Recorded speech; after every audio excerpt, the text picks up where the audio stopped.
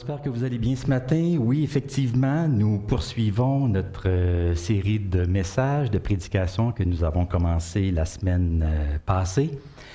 Une série qui s'intitule, que j'ai appelée « Paroles de gloire » et c'est une série qui porte sur les doxologies du Nouveau Testament. Je sais que c'est peut-être un mot théologique, un grand mot, mais une doxologie, comme nous l'avons vu, c'est essentiellement une parole de louange, une formule de louange à la gloire de Dieu. Alors, au cours de cette série, nous allons voir leur importance, leur contenu, leur contexte de rédaction, leur motivation, ce qui a amené les auteurs bibliques à formuler des doxologies. Et la semaine passée, pour ouvrir cette série de messages, nous avons regardé ensemble la finale du Notre Père, qui contient une belle doxologie. Je suis sûr que vous vous en rappelez. « Car à toi appartiennent, dans tous les siècles, le règne, la puissance et la gloire. Amen. » C'est une belle doxologie, une belle façon de clôturer cette prière que le Seigneur nous a donnée, que le Seigneur nous a laissée pour ceux et celles qui se réclament de lui et de son royaume. Aujourd'hui, j'aimerais regarder avec vous une autre belle doxologie, mais que nous retrouvons cette fois-ci dans la bouche de l'apôtre Paul, dans son épître aux Romains. Et vous allez voir, c'est vraiment une belle doxologie. Ce matin, je parlais avec ma femme et puis je lui disais que j'étais pour aborder une belle doxologie. Elle sait que je prépare une série de prédications sur ce sujet. Alors, elle m'a posé la question, quelle était pour être la doxologie de ce matin? Alors, je lui ai cité la doxologie que je compte aborder aujourd'hui et sa réaction, ça a été de dire « Wow, c'est beau ça! Wow, c'est beau ça! » Et c'est vrai, vous allez voir, c'est vraiment une belle doxologie. C'est une doxologie qui est inspirante, qui est édifiante, qui élève notre cœur, qui élève notre âme vers le Seigneur et qui nous pousse à le louer et à l'adorer. Donc, Épître aux Romains, chapitre 11, les versets 33 à 36. Alors, ô profondeur de la richesse, de la sagesse et de la science de Dieu, que ses jugements sont insondables et ses voies incompréhensibles. Car qui a connu la pensée du Seigneur? Ou qui a été son conseiller? Qui lui a donné le premier pour qu'il ait à recevoir en retour? C'est de lui, par lui et pour lui que sont toutes choses. À lui soit la gloire dans tous les siècles. Amen. Wow, c'est beau ça. Prions. Seigneur notre Dieu, notre Père, nous nous approchons de toi ce matin. Toi, le Dieu trois fois saint, le Dieu un et trinitaire, Père, Fils et Esprit Saint, le Dieu de gloire. Nous nous approchons de toi pour te louer, pour te remercier, pour écouter ta parole, cette parole de vie que tu nous as laissée, une parole qui est pleine de sagesse. Alors que ta parole, Père, ce matin nous rapproche de toi, révèle-toi à nous, parle à nos cœurs et élève notre âme vers toi. Que nous puissions être émerveillés de ta personne et de tes œuvres dans le monde et dans nos vies. Amen. Vous vous demandez peut-être pourquoi une série sur les doxologies, sur ces paroles de louange à la gloire de Dieu. Pourquoi est-ce que je vous arrive avec ça cet automne, tout bonnement, comme ça? Il y a tellement de sujets, tellement de thèmes que j'aurais pu aborder. Alors, qu'est-ce qui m'amène à vous parler des doxologies au cours des prochaines semaines? Bien, j'ai deux raisons. La première, c'est pour nous faire redécouvrir un élément des Écritures qui m'apparaît souvent négligé et sur lequel on ne s'accorde pas, qu'on n'accorde pas trop de temps. C'est que les doxologies, il y en a vraiment beaucoup dans la Bible, il y en a beaucoup dans les Écritures, elles apparaissent ici et là, à différents endroits, dans différents contextes, et pourtant, on passe souvent vite par-dessus. On ne s'y arrête pas toujours, on ne leur accorde pas toujours toute l'attention qu'elle devrait avoir. Alors, il me semble qu'il y a là quelque chose à découvrir, à redécouvrir, à faire ressortir, ou du moins à mieux comprendre. Et la deuxième raison, c'est pour nous aider à donner une certaine orientation à notre foi, à notre vie, à notre spiritualité. Parce que c'est Dieu qui est au cœur de notre vie, de notre foi, et non pas nous-mêmes. C'est Dieu et son royaume, c'est Dieu et sa gloire, c'est le Christ et son évangile, le Christ et sa parole. Tout ne tourne pas autour de nous-mêmes, autour de nos besoins, de nos soucis, de nos préoccupations. Bien sûr, Dieu se soucie de nous. Nous le savons, il se préoccupe de nous. Il porte attention à nos besoins, à ce que nous vivons, traversons, expérimentons dans la vie. Et d'ailleurs, nous l'avons vu dans le Notre Père. Il y a des prières que nous y retrouvons et qui concernent nos besoins. Père, donne-nous, pardonne-nous, délivre-nous. Alors Dieu, oui, se soucie de nos besoins. Mais c'est d'abord Dieu qui est au cœur de notre foi. Comme on le voit aussi dans le Notre Père, que ton nom soit sanctifié, que ton règne vienne, que ta volonté soit faite, que ton nom, que ton règne, que ta volonté. Et ensuite, donne-nous, pardonne-nous, délivre-nous. Alors, les doxologies nous rappellent justement que dans la vie, tout commence avec Dieu et tout se termine avec Dieu. C'est Dieu qui est au cœur de notre foi, de notre vie, de notre spiritualité. Toute notre vie devrait être orientée vers Dieu, vers son royaume et vers sa gloire. Donc, ce sont essentiellement les deux raisons pour lesquelles je veux vous parler de doxologie. C'est pour les redécouvrir, c'est pour mieux les comprendre et pour que nous puissions vraiment, dans notre vie, dans notre foi, avoir à cœur le règne et la gloire de Dieu. Alors, la semaine passée, nous avons regardé un petit peu plus en détail ce qu'est une doxologie. C'est un mot qui est composé de deux mots grecs, doxa et logos. Doxa qui veut dire gloire, grandeur, splendeur, et logos qui veut dire parole, discours. Donc, une doxologie, c'est essentiellement une parole de gloire, une parole de louange, une formule de louange à la gloire de Dieu. Nous avons vu spécialement la définition suivante, qui est un peu longue, je sais, mais une doxologie, ça comprend plusieurs éléments, alors j'ai voulu vous les montrer. Alors, je la relis aujourd'hui. Une doxologie, c'est une forme particulière de louange, de longueur variable, qui apparaît à la fin d'une prière, d'un chant, d'une exhortation ou d'un exposé théologique, par laquelle nous reconnaissons la grandeur de Dieu et redirigeons tout mérite vers lui, et qui surgit suite à un sentiment de gratitude, d'émerveillement ou de confiance envers Dieu. Ce matin, j'aimerais porter votre attention sur la dernière ligne de cette définition. Une doxologie résulte souvent d'un sentiment de gratitude, d'émerveillement ou de confiance envers Dieu. Autrement dit, une doxologie, c'est souvent le reflet d'un cœur trop plein.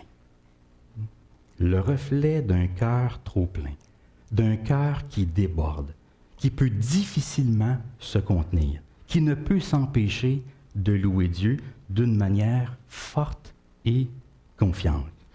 C'est qu'il y a souvent quelque chose qui précède une doxologie. Une doxologie, ça n'arrive pas tout seul comme ça, par hasard, dans le vide. Non, il y a quelque chose qui souvent amène les auteurs bibliques à formuler une parole de gloire envers Dieu. Les auteurs bibliques, ils sont parfois en marche, en route dans leur réflexion, et ça aboutit vers une doxologie. Et c'est exactement ce que nous voyons dans la doxologie d'aujourd'hui. Cette doxologie de l'apôtre Paul, elle est le résultat d'un cœur trop plein, d'un cœur émerveillé, épaté, admiratif. Je trouve que c'est l'une des plus belles doxologies que nous avons de la part de l'apôtre Paul, parce qu'elle est le sommet de sa réflexion théologique. C'est comme si c'était l'aboutissement, c'est l'aboutissement d'un long développement sur la justice et la miséricorde de Dieu. Parce que juste avant cette doxologie, avant ces paroles de louange, dans les chapitres précédents, les chapitres 9, 10 et 11 de l'Épître aux Romains, L'apôtre Paul a parlé des plans de Dieu, de ses desseins, de sa manière d'agir à l'égard d'Israël, à l'égard des païens, c'est-à-dire à l'égard des non-juifs. Il a montré comment Dieu est juste, comment Dieu est fidèle à ses promesses et comment il fait miséricorde à tous. Miséricorde à la fois aux Juifs et aux non-Juifs. Alors, le discours de Paul dans l'Épître aux Romains, c'est que tous ont péché, tous ont été incrédules, tous ont désobéi, mais Dieu dans sa grâce, Dieu dans sa miséricorde, a conçu un plan de salut et de rédemption pour tous, juifs et non-juifs. Un plan surprenant, inattendu, inconcevable à vue humaine, mais pourtant, c'est ce que Dieu a fait. Dieu s'est arrangé dans sa sagesse, dans sa science, pour faire miséricorde à tous. Et ici, vers la fin du chapitre 11, Paul arrive à la fin de son argumentation ou de sa démonstration. C'est à ce moment-là que quelque chose monte en lui. Il y a quelque chose qui émerge de son cœur, un sentiment d'émerveillement à l'égard de Dieu. Son cœur est trop plein. Il déborde de louanges tellement il est admiratif de ce que Dieu a fait. C'est que ce que Dieu a fait et la manière dont il le fait, ça le dépasse, ça l'émerveille complètement. Je ne rentrerai pas dans les détails ici parce que les chapitres 9 à 11, ce sont des chapitres quand même assez complexes. Il y a eu beaucoup de débats, de discussions sur ces chapitres-là. Mais ce qui est sûr, c'est que lorsqu'on arrive à ce stade-ci de ce chapitre, du chapitre 11, c'est que Paul est vraiment étonné. Il est renversé par la grandeur de Dieu, par la sagesse de ses voies et par la manière dont Dieu a fait miséricorde à tous. D'ailleurs, cette doxologie porte sur la profondeur de Dieu. La profondeur de Dieu, la profondeur de ses voies, la profondeur de ses desseins, la profondeur de ses pensées, de ses actions. Dans cette doxologie, il y a essentiellement, on peut le voir, trois parties, trois sections. Il y a d'abord une exclamation, suivie d'un questionnement, et finalement, il y a une déclaration.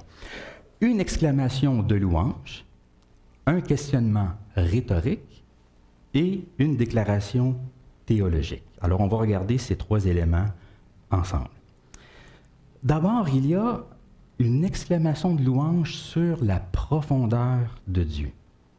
C'est une exclamation aux profondeurs de la richesse, de la sagesse et de la science de Dieu, que ses jugements sont insondables et ses voies incompréhensibles. Il y a beaucoup de choses ici. Beaucoup de choses. Il y a beaucoup de profondeur dans ces paroles-là. Beaucoup de profondeur, des paroles profondes sur la profondeur de Dieu. C'est que Paul, lorsqu'il pense à Dieu, à ce qu'il est, à ce qu'il a fait, et à la façon dont il a fait les choses, Paul il se rend compte qu'avec Dieu, il n'y a pas de fond. On n'atteint pas le fond. Jamais. C'est-à-dire que Dieu, on ne peut pas le sonder, le figurer, le comprendre pleinement. On ne peut pas le mesurer, le quantifier, le délimiter. Non, Dieu est trop profond pour nous, pour pleinement être saisi. Parfois, ma fille Emma m'écrit un petit mot. Et ça, c'est toujours agréable. Elle écrit des petits mots parfois à maman, parfois à papa. Et parfois, je reçois la note suivante. Papa, je t'aime de tout mon cœur. Et mon cœur n'a pas de fin. Pas juste papa, je t'aime. Pas juste papa, je t'aime de tout mon cœur. Mais papa, je t'aime de tout mon cœur et mon cœur n'a pas de fin. Ça veut dire que son cœur n'a pas de fond. C'est comme si elle me disait, essaie pas de mesurer, de comprendre, de quantifier tout l'amour que j'ai pour toi. Il n'y a pas de limite à mon amour. C'est pas beau, ça? Ça réchauffe le cœur d'un papa, ça. Et de maman aussi. Mais c'est la même chose avec Dieu. Son cœur n'a pas de fond. Son cœur n'a pas de fin. Dieu est trop grand, trop beau, trop riche, trop sage pour être pleinement mesuré et quantifié. Alors, aux profondeurs, il y a 3 éléments ici. Aux profondeurs de la richesse de Dieu. La richesse de Dieu, c'est l'abondance de son être, de ses moyens et de ses ressources. C'est que Dieu est riche. Il est dans l'abondance. Il a tout en lui-même. Il possède tout. Tout est à lui. Tout lui appartient. Il n'a pas besoin d'emprunter quoi que ce soit. Pourquoi emprunterait-il quelque chose alors qu'il a déjà tout? Il a toujours de quoi donner, toujours de quoi distribuer. Et la richesse, c'est un mot que l'apôtre Paul, dans ses épîtres, aime beaucoup employer pour parler de Dieu. Il va dire que Dieu est riche en bonté. Il est riche en patience. Il est riche en grâce. Il est riche en miséricorde. Il est riche en gloire. Il est riche, il est riche, il est riche. On voit tout ça dans l'Épître aux Romains, aux Éphésiens, dans 2 Corinthiens ou Philippiens. Il aime employer ce mot pour parler de l'abondance qui est en Dieu. Dieu n'épuise jamais ses ressources. Il en a toujours. Et ça, c'est une bonne nouvelle pour nous. Parce que ça veut dire que Dieu a toujours une dose de grâce pour nous, une dose de bonté, une dose de miséricorde. Vous vous souvenez ce que le prophète Jérémie a dit? Les bontés de l'Éternel ne sont pas épuisées, ses compassions ne sont pas à leur terme, elles se renouvellent chaque matin. Mais c'est parce que Dieu est riche. Avec Dieu, rien ne s'épuise, rien n'arrive à terme, rien n'arrive à manquer. Il est toujours possible d'aller vers Dieu et d'avoir accès à sa grâce, à sa bonté, à sa miséricorde, parce que Dieu est débordant de tout ça, débordant de bonté, de richesse, de miséricorde. Alors oui, aux profondeurs de la richesse de Dieu, aux profondeurs de la sagesse de Dieu. La sagesse ici, c'est la profondeur de sa réflexion et la justesse de ses décisions. C'est sa manière intelligente de faire les choses. Dieu sait prendre toute chose en considération et trouver la meilleure solution, la meilleure option. Son plan est bon. Son plan de création, de rédemption, de salut, c'est que ses plans n'ont pas de faille, pas de lacune. Tout est parfait. On pourrait dire que c'est un sage concepteur, un sage architecte, un sage constructeur. Avec Dieu, il n'y a pas d'erreur. Il n'y a pas d'erreur d'ingénierie. Vous savez, parfois, il y a des erreurs d'ingénierie, des erreurs de conception, des erreurs de fabrication, mais avec Dieu, il n'y a pas d'erreur de conception, pas d'erreur de fabrication ou de réalisation. Bien sûr, la sagesse de Dieu, elle est non conventionnelle. Elle va parfois à l'encontre de la sagesse humaine. On le voit avec le scandale de la croix. L'apôtre Paul parle de ça. Il dit que la croix, pour les uns, c'est un scandale, c'est une folie, mais pour Dieu, la croix, c'est le moyen par lequel il a décidé de sauver l'humanité. C'est la sagesse de Dieu qui s'est manifestée, une sagesse non conventionnelle. Dieu a une manière bien à lui de faire les choses, mais sa manière, c'est la bonne manière. Alors oui, aux profondeurs de la sagesse de Dieu. Aux profondeurs de la science de Dieu. Il est question de sa connaissance, son savoir, tout ce qu'il sait sur nous et sur le monde. Nous, nos connaissances sont limitées et nous prenons des décisions au meilleur de nos connaissances. C'est comme ça que nous agissons dans notre vie. Lorsque moi j'ai à prendre des décisions, j'essaie de rassembler toutes les informations possibles, mais je sais que mes connaissances sont limitées, mais j'y vais avec les informations que j'ai et je prends une décision au meilleur de mes connaissances. Au Conseil de l'Église, on fait exactement la même chose.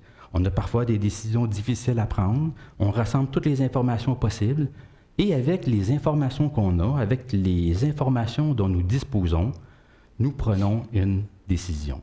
Et parfois, il y a juste l'avenir qui peut nous dire si nos décisions vont être bonnes ou non. Parce que nos connaissances sont limitées. Mais on ne s'empêche pas quand même de prendre des décisions, que ce soit au Conseil de l'Église ou même dans notre vie. Mais les connaissances de Dieu, elles, sont illimitées. Dieu sait tout ce qu'il a besoin de savoir. Il sait tout ce qu'il est possible de savoir. Et Dieu sait quoi faire avec cette connaissance-là. Il utilise ses connaissances à bon escient. Alors voilà pourquoi Paul peut s'exclamer que ses jugements, c'est-à-dire ce qu'il pense et ce qu'il décide, sont insondables. Dieu a sa propre logique. On ne peut pas toujours comprendre le pourquoi du comment. Et ses voies sont incompréhensibles, ou on pourrait traduire aussi impénétrables. J'attire votre attention sur ce mot-là, parce qu'il est très intéressant. C'est qu'on pourrait le traduire aussi par non retraçable, dont on ne peut suivre les traces, ou qui ne peut être retracé par les empreintes. C'est que le mot grec qui est là, c'est un mot qui fait allusion à des traces qu'il est impossible de suivre, comme celles d'un animal qu'il est impossible de pister dans la forêt. Vous savez, parfois dans des films, on voit des pisteurs. C'est-à-dire ce sont des gens qui sont capables de suivre quelqu'un ou un animal dans la nature, de retracer ses pas, de savoir par où il est passé et où il s'en va. Il y a des gens qui sont bons là-dedans, qui sont bons dans le pistage. Mais avec Dieu, il est impossible de le pister. Il est impossible de le retracer, de savoir d'où il vient, par où il est passé et où il va. Parce que Dieu ne laisse pas de traces. On ne connaît pas tous ses déplacements, tous ses allées et venues. Bien sûr, c'est une image, c'est une façon de dire que finalement, on ne peut pas comprendre toujours la façon dont Dieu agit, dans la façon dont Dieu procède. Vous vous rappelez la conversation entre Jésus et Nicodème lorsqu'il a été question de la nouvelle naissance? Jésus a dit, « Le vent souffle où il veut, et tu en entends le bruit, mais tu ne sais d'où il vient ni où il va. Il en est ainsi de tout homme qui est né de l'Esprit. » Dans le livre de l'Ecclésiaste, on retrouve une idée semblable aussi, au chapitre 11, au verset 15, il est dit, « Comme tu ne sais pas quel est le chemin du vent, ni comment se forment les eaux dans le ventre de la femme enceinte, tu ne connais pas non plus l'œuvre de Dieu qui fait tout. » Tu ne connais pas l'œuvre de Dieu qui fait tout. C'est vraiment important ce que Paul dit ici. Parce que parfois, malheureusement, il y a des gens, par leur manière de parler, leur manière de s'exprimer, on dirait qu'ils sont dans l'esprit des dieux. On dirait qu'ils ont réussi à discerner la pensée de Dieu. Ils pensent savoir exactement ce que Dieu veut, ce que Dieu pense, ce que Dieu demande, ce que Dieu approuve dans telle ou dans telle circonstance. La façon dont ils parlent, c'est comme s'ils avaient sondé Dieu. Ils l'avaient figuré, ils l'avaient pisté. Et pourtant, ses jugements sont insondables et ses voies incompréhensibles. On ne peut jamais être certain de dire que l'on sait exactement ce que Dieu pense. Il n'y a personne ici qui peut savoir ce que moi je pense. Parfois, je sais, on essaie de lire dans la pensée de l'autre, mais on ne peut pas connaître ce qu'il y a dans la pensée des autres. Parfois, on joue à la lecture de pensée, mais on ne peut pas vraiment savoir ce à quoi l'autre pense. Alors, il faut faire attention lorsqu'on leur attribue des pensées, des intentions et tout ça. Mais c'est la même chose avec Dieu. On ne peut pas rentrer dans son esprit et savoir exactement ce qu'il pense. Alors, ce que Dieu fait, pour Paul, ça le dépasse complètement. Ça dépasse l'entendement. Et même le chrétien le plus mûr ne peut percer le secret de la pensée divine. Aux profondeurs de la richesse, de la sagesse et de la science de Dieu. Après cette exclamation de louange sur la profondeur de Dieu, l'apôtre Paul vient renforcer, justifier son propos au moyen d'un questionnement rhétorique sur la grandeur de Dieu. Il dit, « Car qui a connu la pensée du Seigneur ou qui a été son conseiller? Qui lui a donné le premier pour qu'il ait à recevoir en retour? » Alors en fait, ici, nous avons 3 questions de la part de Paul. 3 questions qui sont reliées à ce qu'il vient d'affirmer précédemment. Parce que les 3 questions que nous avons ici commentent en sens inverse les 3 caractéristiques de Dieu que Paul a mentionnées. Qui a connu la pensée du Seigneur fait écho à la science de Dieu. Qui a été son conseiller fait écho à la sagesse de Dieu. Et qui lui a donné le premier pour qu'il ait à recevoir en retour fait écho à la richesse de Dieu. Alors, les 2 parties sont reliées. Il y a une correspondance entre les 2. Donc, c'est un développement, c'est un renforcement du propos de Paul. Et ce sont des questions dites rhétoriques. Qu'est-ce que ça veut dire? Ça veut dire que ce sont de fausses questions. Autrement dit, ce sont des affirmations, mais exprimées au moyen ou sous la forme d'une question. Quand on pose une question rhétorique, on ne s'entend pas vraiment à recevoir une réponse parce que la réponse est évidente. Elle va de soi. On la connaît déjà. Alors ici, Paul, en posant ces questions-là, il veut suggérer une évidence. À chacune des questions, la réponse est personne. Qui a connu la pensée du Seigneur? Personne. Qui a été son conseiller? Personne. Qui lui a donné le premier pour qu'il ait à recevoir en retour? Personne. Personne, personne, personne, mais vraiment personne. Ça veut dire que personne ne peut expliquer Dieu. Comme je l'ai dit, personne ne peut connaître ses pensées, percer son esprit. Personne ne peut le conseiller. Mais si Dieu est plus intelligent que nous, si Dieu est plus sage que nous, pourquoi aurait-il eu besoin de nous consulter? Vous savez, moi j'ai un conseiller financier et dans ce domaine-là, je peux vous dire qu'il est beaucoup plus connaissant que moi, dans le domaine des finances, de l'investissement. Alors, ça serait quand même un peu inapproprié si je me mettrais à le conseiller. Si on se mettrait à inverser les rôles. Parce que dans ce domaine-là, il est beaucoup meilleur que moi. Mais avec Dieu, imaginez combien il serait inapproprié d'inverser les rôles, de conseiller Dieu. Ce serait se mettre finalement à la place de Dieu. Ce serait quasiment nous diviniser nous-mêmes. Comme si nous pouvions être plus intelligents que lui, plus sages que lui. Et il y a des gens parfois, allez sur Internet, vous allez voir ça, il y a des gens qui se pensent plus intelligents que Dieu. Personne ne peut prêter à Dieu et devenir ainsi le créancier de Dieu. Parce que Dieu est déjà riche. C'est une image, encore une fois. Dieu n'a pas de dette. Il ne doit rien à personne. Nous, on a des dettes. En tout cas, moi, j'en ai. Je dois des choses à la banque. Mais l'idée ici, c'est que Dieu ne doit rien à personne. Il ne doit pas d'explication. On ne peut rien exiger de lui. Dieu n'est pas imputable à quelqu'un. Pensez au livre de Job. Parfois, on a envie de contester avec Dieu, de disputer avec Dieu. Dieu s'occupe de Job. Il va se révéler à lui. Mais Dieu n'est pas obligé de donner d'explication à qui que ce soit. Donc la réponse à ces 3 questions, c'est personne. Personne ne peut expliquer Dieu, le conseiller et le rendre imputable. Alors voilà pourquoi il dit « ô profondeur de la richesse, de la sagesse et de la connaissance de Dieu ».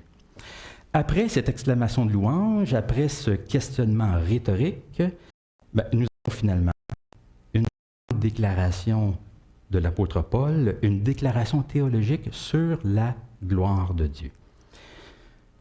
C'est de lui, par lui, pour lui que sont toutes choses, à lui soit la gloire dans tous les siècles.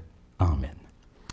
Alors c'est probablement une déclaration aussi qui s'inspire des pratiques liturgiques des premiers chrétiens. Je vous ai dit la semaine passée que souvent, à la fin d'une prière, les Juifs, les premiers chrétiens, terminaient souvent par une doxologie. Alors cette formule ici, de lui, par lui, pour lui, c'est probablement une formule que l'on retrouve dans les pratiques de l'Église primitive. Nous avons 3 propositions importantes ici. De, par et pour. De lui indique la provenance, la source.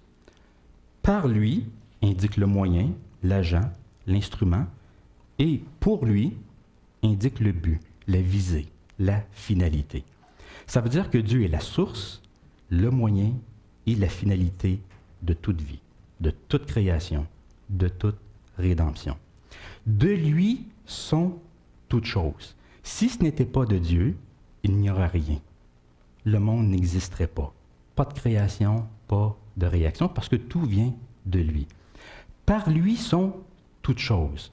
Si ce n'était de Dieu, bien, rien ne se ferait, rien ne s'accomplirait, rien ne se maintiendrait, tout s'écroulerait. Parce que c'est par lui que sont toutes choses. Et pour lui sont toutes choses. Si ce n'était de Dieu, rien n'aurait de sens. La vie n'aurait pas de sens. Or, nous avons été faits pour lui.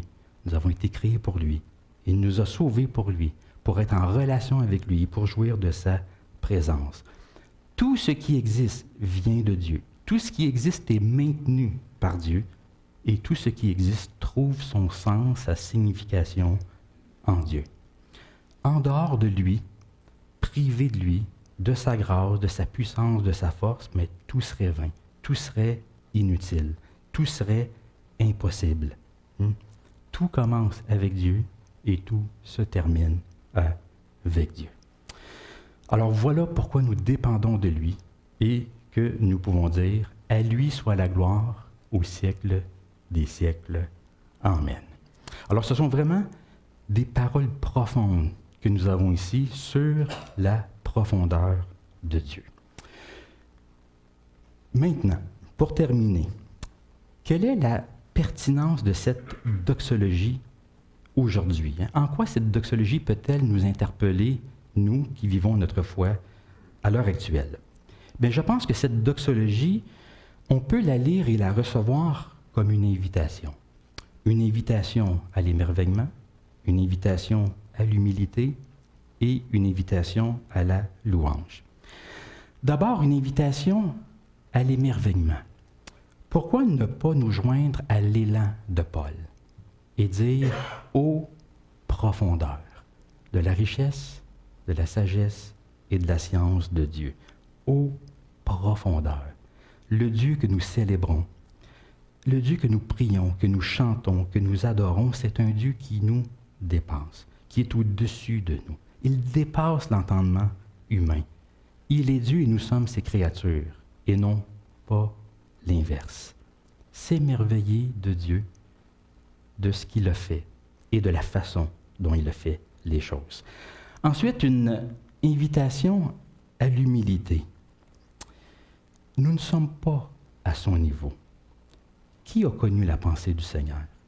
Qui l'a conseillé? Qui lui a donné quelque chose? Personne. Nous ne sommes pas plus intelligents que Dieu. Alors il faut quand même faire attention avec, vous savez, ces pensées du genre « si j'étais Dieu ». Si j'étais Dieu, il me semble que si j'étais à la place de Dieu, je ferais ceci ou je ferais cela. Parfois, nous mettons en doute ces manières de faire. Il nous semble que Dieu ne fait pas toujours les choses correctement. Ou du moins, peut-être qu'il pourrait les faire autrement. On remet en cause son jugement, sa sagesse. Vous savez, parfois, on remet en cause les décisions des juges. On s'attend à ce que nos juges soient sages. Parfois, on est d'accord avec eux, puis parfois, on les trouve un peu moins sages. Mais on dirait que parfois, on est comme ça avec Dieu. Parfois, on le trouve sage, des fois un peu moins sage. On dirait qu'on voudrait faire comme Job. On voudrait contester un peu les choses. On voudrait disputer avec Dieu.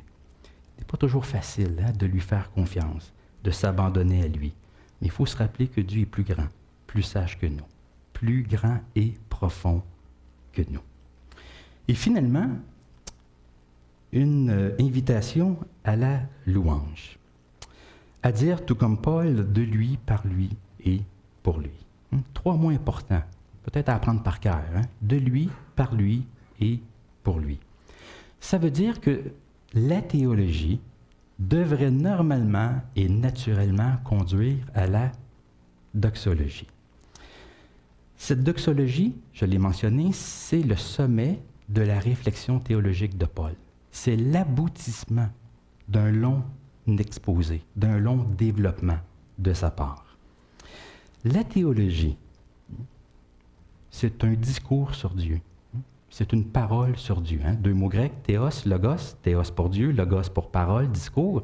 Donc, quand on fait de la théologie, on parle de Dieu. C'est un discours sur Dieu.